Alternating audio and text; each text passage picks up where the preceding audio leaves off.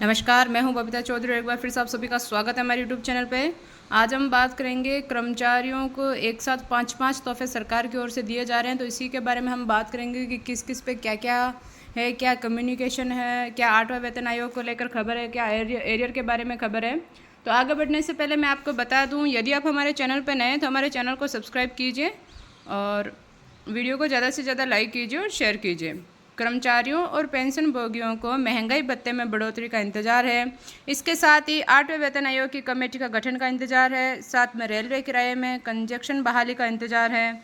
Communication बहाली को लेकर खुशखबरी का इंतजार है। इस बीच कर्मचारियों और पेंशन भोगियों की पेंशन, महंगाई भत्ता, एरियर, कम्यूटेशन, 8वें वेतन आयोग को लेकर बहुत ही महत्वपूर्ण खबर आ रही है। तो सभी खबरों को एक एक करके विस्तार से हम जान लेते हैं और वीडियो को बीच में स्किप ना करें, वीडियो पे अंत तक बने रहें ताकि आपको पूरी बात आसानी से समझ में आ जाए। अब हम बात करें पहले तोहफे की तरफ, तो आपका महंगाई भत्ता 53% का भुगतान, यानी कि कर्मचारियों और पेंशन भोगियों को बेसब्री से महंगाई भत्ते में बढ़ोतरी का इंतजार है। केंद्रीय कर्मचारियों और पेंशन भोगियों का महंगाई भत्ता 50% से बढ़कर 53% कर दिया गया है और इसका भुगतान सितंबर महीने की वेतन और पेंशन के साथ किया जाएगा।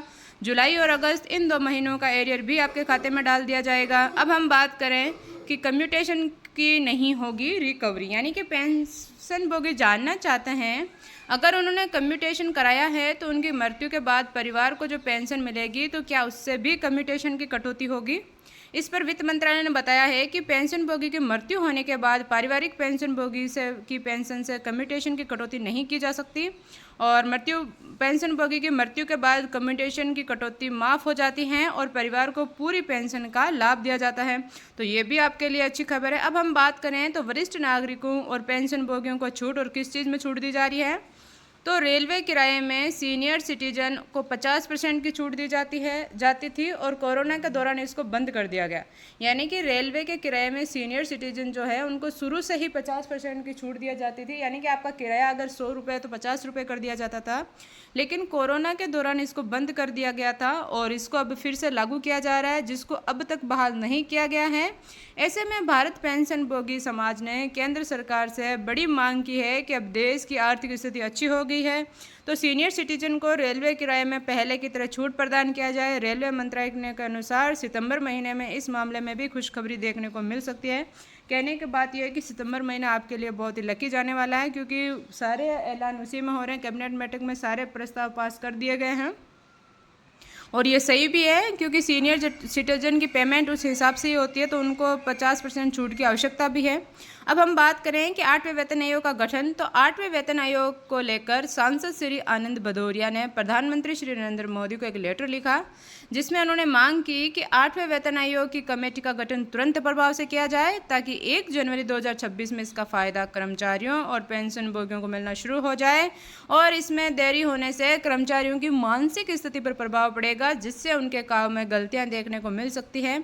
तुरंत प्रभाव से 8वें वेतन आयोग की कमेटी का गठन किया जाए। हालांकि वित्त सचिव ने बताया कि 8वें वेतन आयोग का गठन जल्द ही किया जाएगा और 8वें वेतन आयोग का गठन से आपको महंगाई में काफ़ी राहत मिलेगी, क्योंकि आपका जब पेमेंट बेसिक सैलरी आपकी बढ़ जाएगी, आपको एरियर और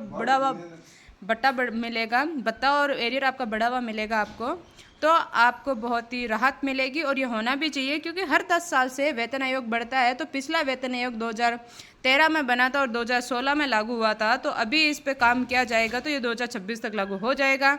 अब हम बात करें कि एरियर का भुगतान, हिमाचल प्रदेश के मुख्यमंत्री श्री सुखविंदर सिंह सुक्खू ने स्वतंत्रता दिवस के मौके पर पेंशन भोगियों को शानदार तोहफा दिया। उन्होंने झंडा वंदन के पश्चात जनता को संबोधित किया और बड़ी घोषणा की कि कहा कि 75 साल या उसके ऊपर के पेंशन भोगियों को 6वें और 7वें वेतन आयोग का एरियर का भुगतान जल्द ही कर दिया जाएगा।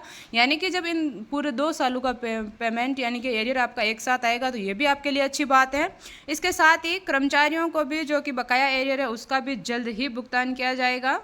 तो वीडियो को ज़्यादा से ज़्यादा शेयर कीजिए। अब सबसे बड़ी और अहम खबर आपके लिए यह है कि रिटायरमेंट की उम्र में बढ़ोतरी। इसके साथ ही हिमाचल प्रदेश के चतुर्थ श्रेणी कर्मचारियों के लिए बहुत बड़ी खुशखबरी आ रही है।